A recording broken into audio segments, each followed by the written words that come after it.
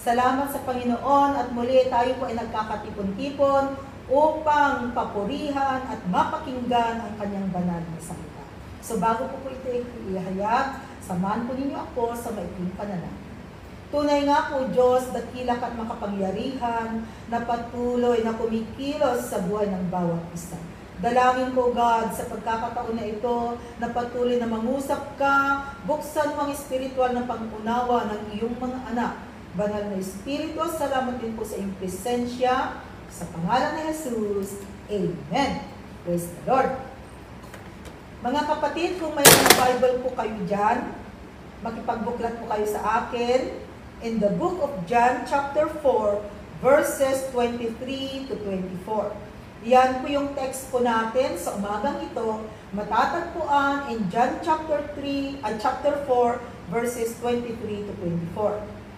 Okay. Sabi po niya sa kanyang banal na salita, sabi po dyan, nakasulat, yet a time is coming and has now come. So dumating na po yung panahon, sabi po rito, when the true worshipers will worship the Father in the Spirit and in truth.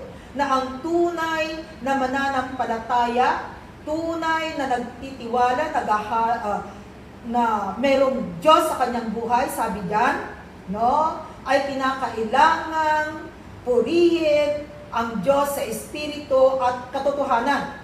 For they are the kind of worshipers the Father seeks. Yun yung hinahanap ng Panginoon. Yung mga taong tunay na nagpupuri. And then, sabi po diyan sa verse 24, God is Spirit, and His worshipers must worship in the Spirit and in truth.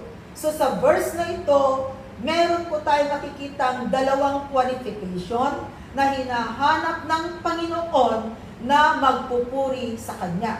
So ang pag-uusapan po natin or ang pamagat po ng ating mensahe sa umagang ito, God is looking for a true worshiper. Yan po yung title. Ang Diyos ay naghahanap ng tunay na nagpupuri sa Kanya.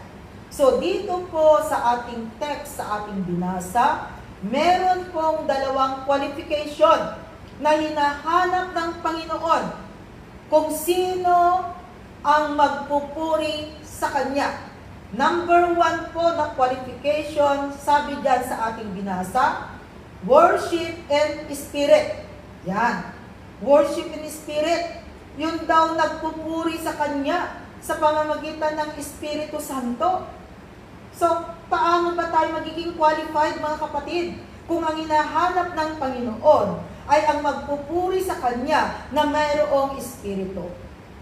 Kung ating titingnan, meron pong kwentong nangyari nung kapanahunan, mga kapatid. Nung nilalang ng Diyos ang unang tao sa mundong ito, walang iba kundi ang ating mga ninuno, sina Adan at Eva. At alam natin na may utos po ang Diyos kina Adan at Eva. Na sina Adan at Eva ay nilagay ni Lord doon sa middle in the Garden of Eden. At in that Garden of Eden, naglagay po ng dalawang punong kahoy ang Panginoon. Yung tinatawag na tree of the knowledge of good and evil and the tree of life. Actually po, sabi ni Lord sa ating mga ninuno, pwede ninyong kainin lahat ng bunga ng punong kahoy except this tree of the knowledge of good and evil. Pero ang nangyari, mga kapatid, hindi po sinunod ng ating mga ninuno. Ito pong bunga na kanilang kinain, hindi po ito bunga ng mansanas, Kasi ang alam natin ngayon, kasi yun yung nakikita natin sa mga movie, it is the fruit of apple. Hindi po mansanas, wala pong sinabi sa Biblia, basta ang sinabi niya, it is the fruit of the knowledge of good and evil. So sa madalit salita, dyan po, nung nag-disobey ang ating mga ninuno, dyan na nag-umpisa ang kasalanan. So dumating na po ang kasalanan sa mundo. Dahil ang sabi ni Lord, kung kakainin ninyo ito, you will surely die. Ang nangyari po kina Adan at Eva sa ating mga ninuno, nung sila ay nag-disobey sa Panginoon, hindi po physically na sila ay namatay, kundi nawala po, umalis ang Espiritu ng Diyos sa kanilang buhay. So namatay po sila spiritually. Hindi po sila nabuhay, no, na sabi dito na mayroong Espiritu ng Panginoon, kundi alam po ninyo nawala yung Espiritu na ng Panginoon, umalis sa kanila. So, ganun po ang naging status ng tao mula noon hanggang ngayon nung magkasala po ang ating mga ninuno. Nawala na po ang Espiritu ng Diyos sa tao. So, sabi doon kanina sa ating binasa, God is looking for a true worshipers. Those who will worship Him in spirit and in truth. Paano yan? Nung nawala na po ang Espiritu ng Diyos sa tao, nagkaroon na po sila. No, ang pumalit ay ang espiritu ng dyablo. Kaya alam po ninyo, mula noon, tayong mga tao ay meron na pong tinatawag na sinful nature. Makasalanan ng tao, kaya tingnan po ninyo, yung mga bata, inosente sila. Pero habang lumalaki ang bata, turuan mo man o hindi ang batang yan. Nakakagawa yan ng hindi tama. No? Napapariwara ang buhay, some of them. Bakit? Kasi mga kapatid, no? Ang nangyari kasi, wala ng Espiritu ng Diyos na naghahari sa isang tao. Kaya tingnan po ninyo, every time, sinasabi ng tao, lalo na pag New Year's, may New Year's resolution. Hindi na ako maglalasing. Pero ano pa, hindi pa natatapos yung isang araw, balik na naman. Paano kasi po, walang Espiritu ng Diyos? So yun po ang nawala sa mundong ito. Kundi nabalot na po ng kadiliman, nabalot na po ng kasamaan, ang mga tao po, malaya na nilang ginagawa kung ano yung mga gusto nilang gawin. At higit sa lahat, nandyan po ang dyablo na nanlilin lang sa tao. Kaya maraming tao po, yung nagpapasakop, unaware po sila, innocent po sila, wala silang kamalay-malay. Sila pala ay ginagamit na po ng dyablo. So, ibig sabihin tayo po mga tao sa mundong ito, isinilang tayo sa mundong ito na walang Espiritu ng Panginoon. Kaya lumalaki po tayo sa mundong ito na kung ano yung gusto natin, yun yung ginagawa natin. Kaya nga po, sa mundong ito na ating ginagalawan right now, ay ito yung mundong magulo, ika nga. Bakit magulo? Nang dahil po sa kasalanan. Ang ugat po nito ay dahil sa kasalanan, dahil sa nag-disobey ang ating mga ninuno. So lahat na po ng salinlahi, yan na po ay apektado mga kapatid. At pati tayo, ikaw at ako, ay affected mga kapatid. Pero napakaganda po ng pangako ng Panginoon, na in spite na ganun po ang nangyari, salamat dahil may ginawa ang Panginoon. Sabi po niya sa John chapter 3, verse 16. Ito po ang ginawa ng Panginoon. John chapter 3, verse 16, ito yung tinatawag na the heart of the Bible. Sabi po diyan, dapat memorize na po natin, ito yung heart, puso ng Biblia. Sabi diyan, for God so loved the world that He gave His one and only Son, that whoever believes in Him shall not perish, but have eternal life.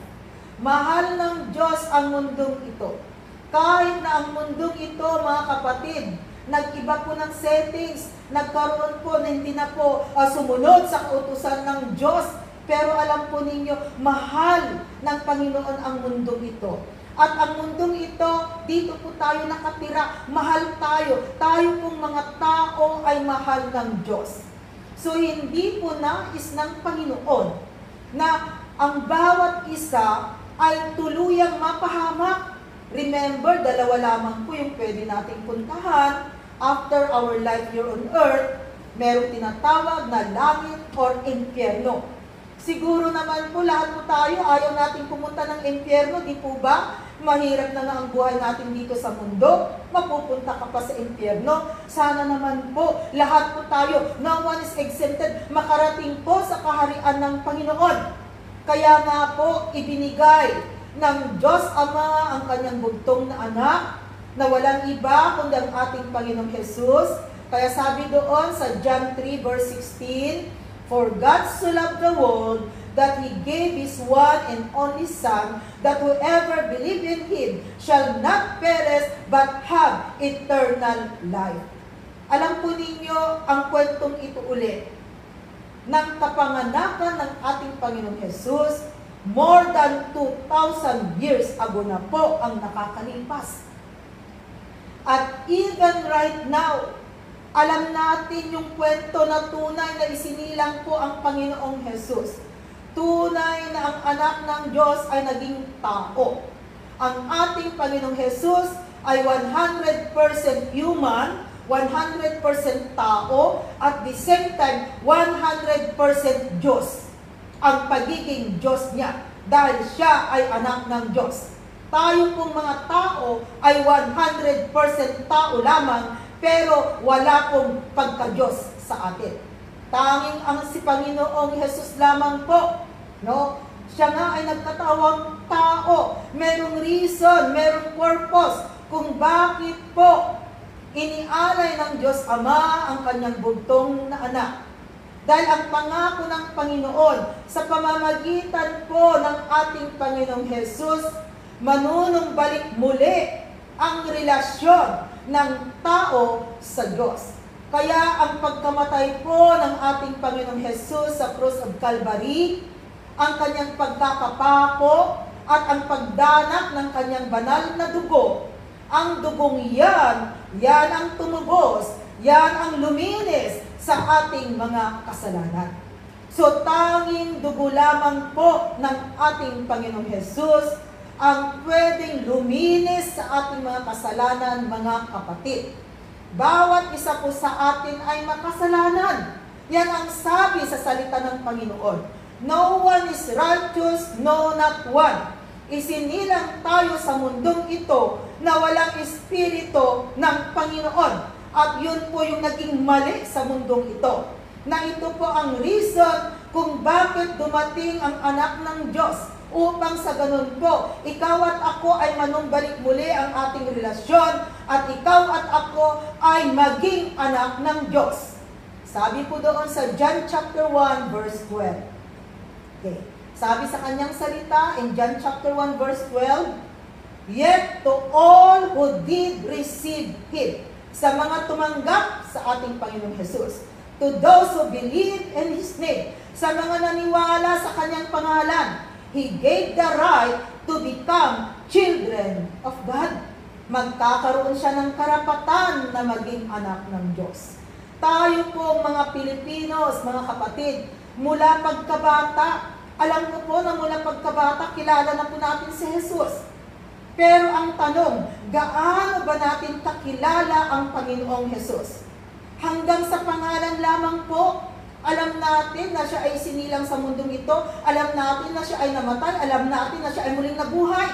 Kaya nga merong Holy Week, ang pagkabuhay ng ating Panginoon. Pero hanggang doon lamang. Hanggang doon lamang, limited po yung pagkakilala natin sa Panginoon.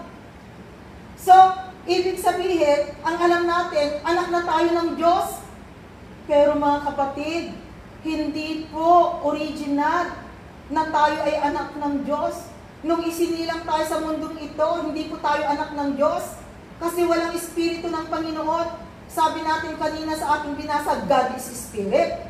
So, ibig sabihin, para ikaw at ako ay maging anak ng Diyos, kinakailangan na tayo ay magkaroon ng Espiritu ng Diyos.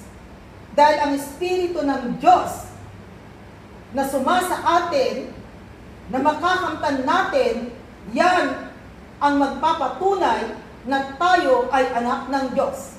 Yan yung DNA na tinatawag, kapatid. Dahil God is Spirit, kaya kinakailangan na ang bawat isa sa atin ay magkaroon ng Espiritu ng Diyos. So yung ating binasa kanina, sa mga nanalig, tumanggap sa ating Panginoong Jesus, sila ay magkakaroon ng karapatan na maging anak ng Diyos. Kaya napakahalaga pala mga kapatid, yung tinatanggap natin ang Panginoong Jesus as our Lord and personal Savior upang makamtan natin ang Espiritu ng Panginoon. Okay. So, sabi natin kanina, kinakailangan magkaroon ng Espiritu ng Panginoon.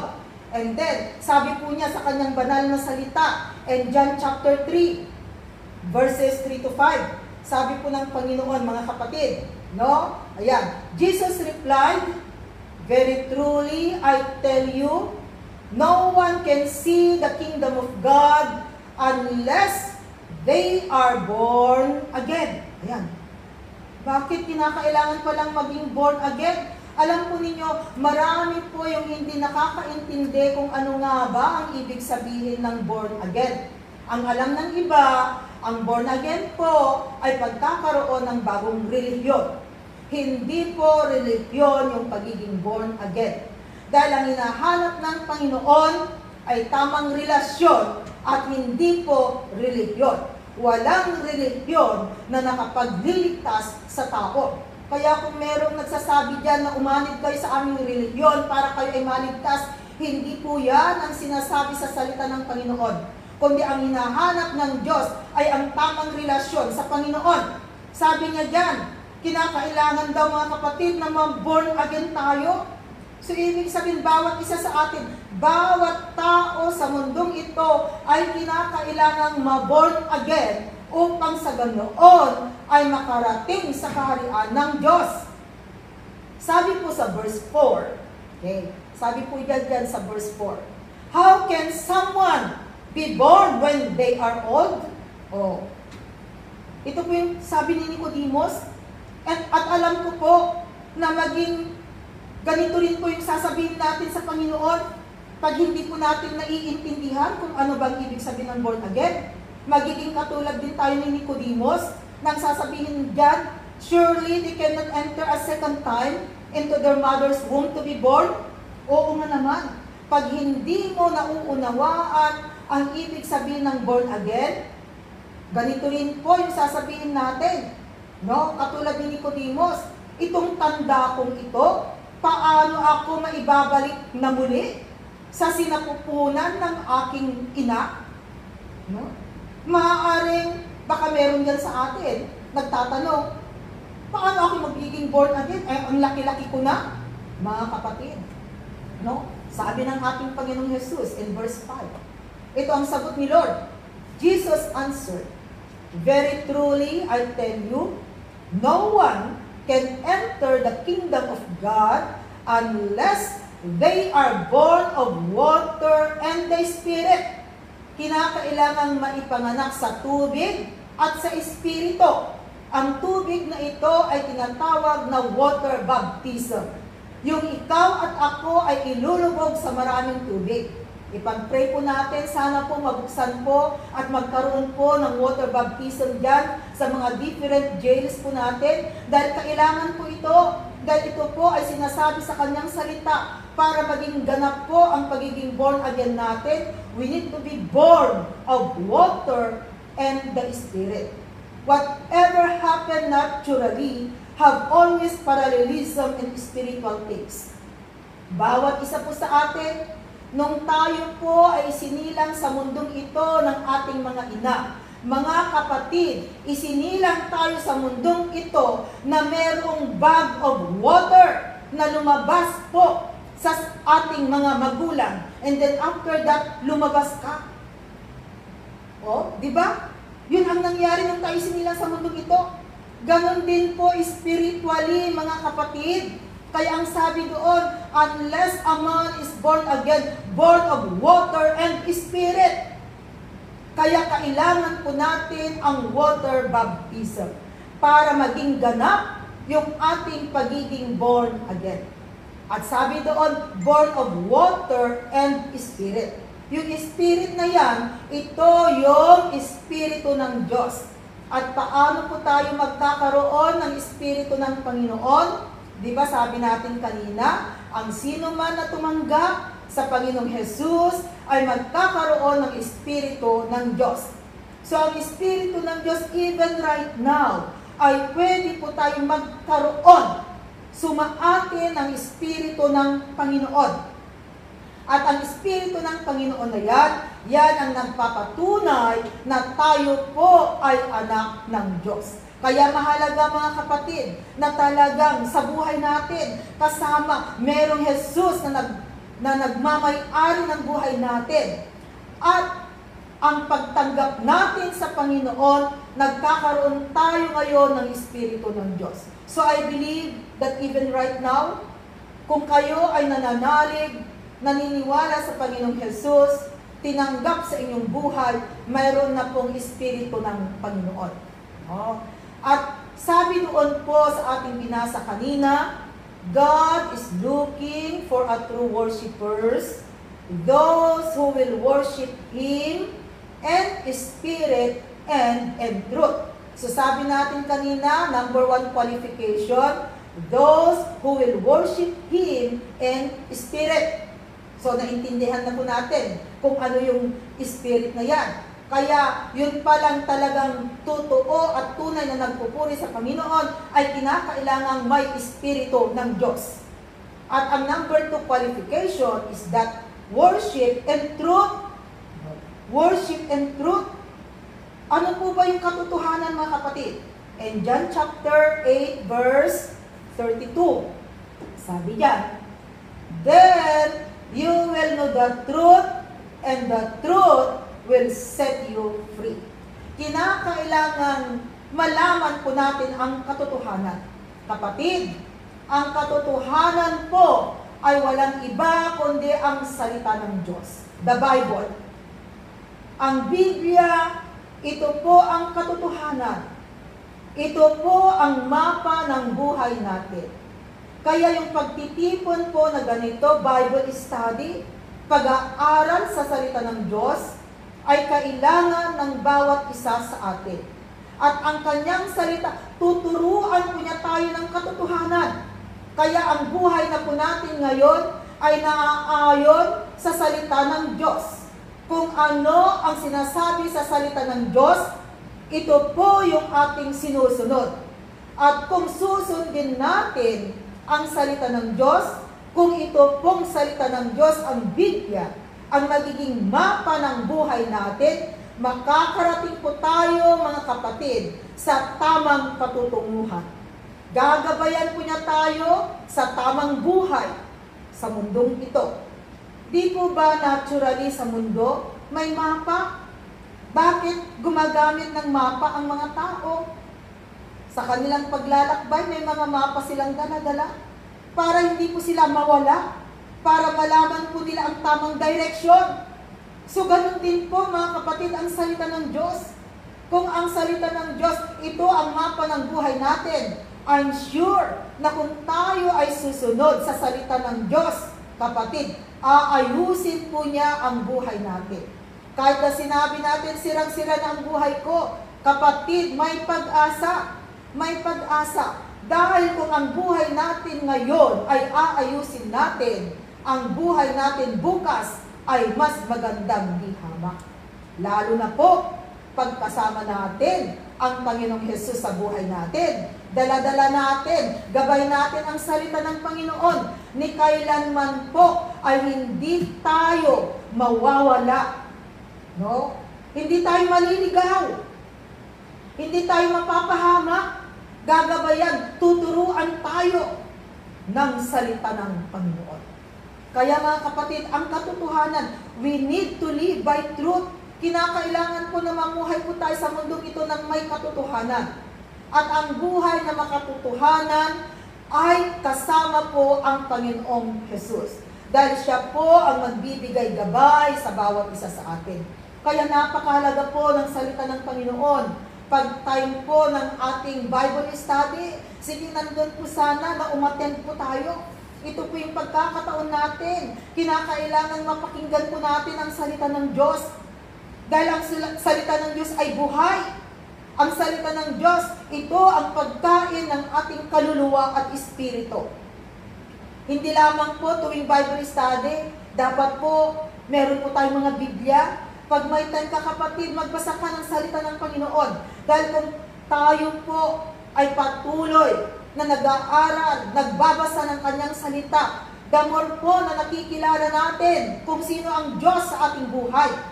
Dahil ang tao, hindi mo lubusan makikilala kung sino ang Diyos na lumalang ng langit at lupa kung ikaw ay hindi nagbabasa ng salita ng Panginoon at hindi nakikinig sa kanyang salita.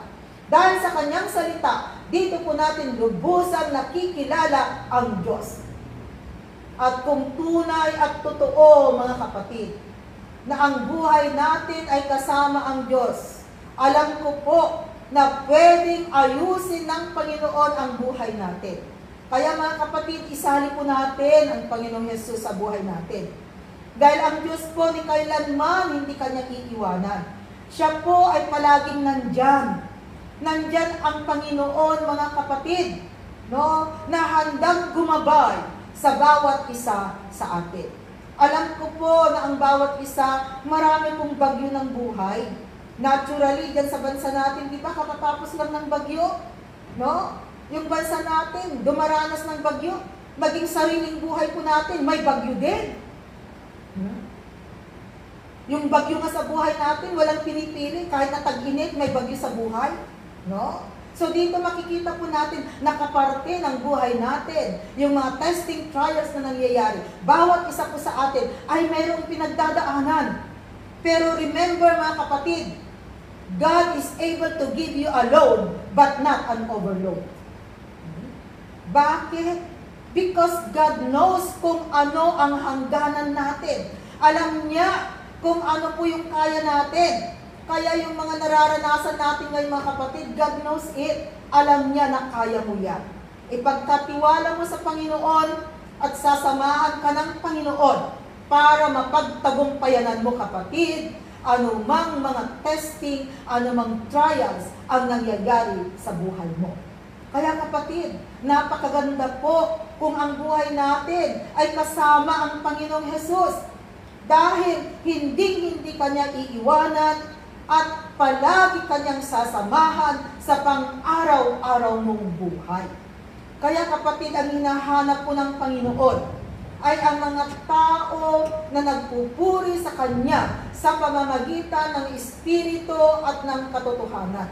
Kaya kung meron pong Espiritu ng Panginoon sa buhay natin, ibig sabihin qualified tayo. At kung tayo po ay mayroong salita ng Diyos at tayo po ay sumusunod sa salita ng Panginoon, qualified tayo.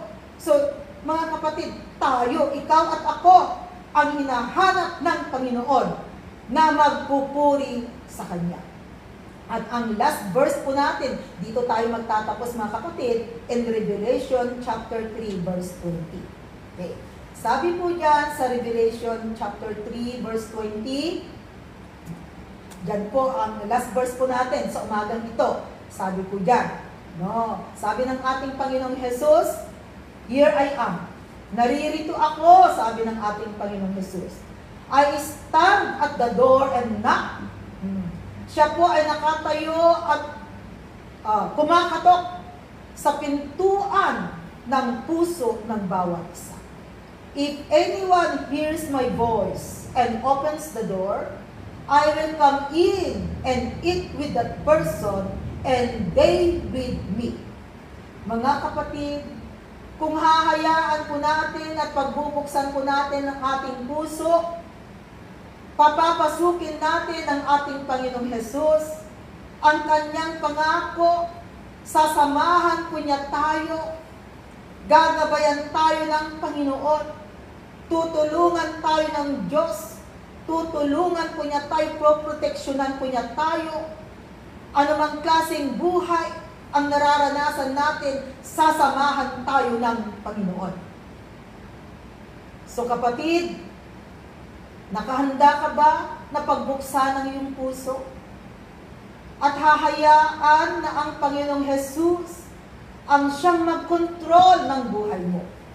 Kaya kung nakahanda ka kapatid, sabi kanina, naghahanap ang Diyos ng tunay na nananalig at nananampalataya sa Kanya.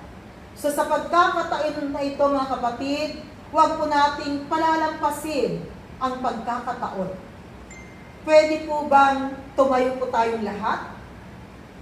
Tumayo po tayong lahat mga kapatid. Tumayo po tayong lahat. At itaas po natin ang ating mga kamay. At minsan pa, sabihin natin sa Panginoon, Hayaan natin na siya ang maghari sa buhay natin. Tanggapin natin siya ng buong puso at katotohanan. Mga kapatid, angkinin po ninyong panalangin ninyo ang panalangin na ito. Sumunod po kayo sa aking panalangin. Panginoon, maraming salamat sa pagkakataon na ito. Naririto po ako, Panginoon, nagpapakumbaba, humihingi ng kapatawaran sa lahat ng nagawa kong kasalanan. Binubuksan ko ang aking puso. Tinatanggap kita, Panginoong Jesus, bilang aking Diyos na buhay at Diyos na tagapagligtas. Maghari ka sa buhay ko. Tulungan mo ako na lumakad nang naaayon sa iyong kagustuhan. Puspusin mo ako ng iyong banal na espiritu. Isulat mo ang aking pangalan sa aklat ng buhay. Salamat, Panginoon, sa pangalan ni Jesus. Amen. Panginoon, salamat po Diyos sa buhay po ng aking mga kapatid. Dalangin po Diyos, na palakasin mo sila patatagin sa kanilang pananalig at pananampalataya sa iyo, Lord. Huwag mo pong pababayaan ang bawat isa. Salamat sa gagawin mo sa kanilang buhay. In Jesus' name I pray. Amen. God bless you all. Pwede na po tayong umupo, mga kapatid.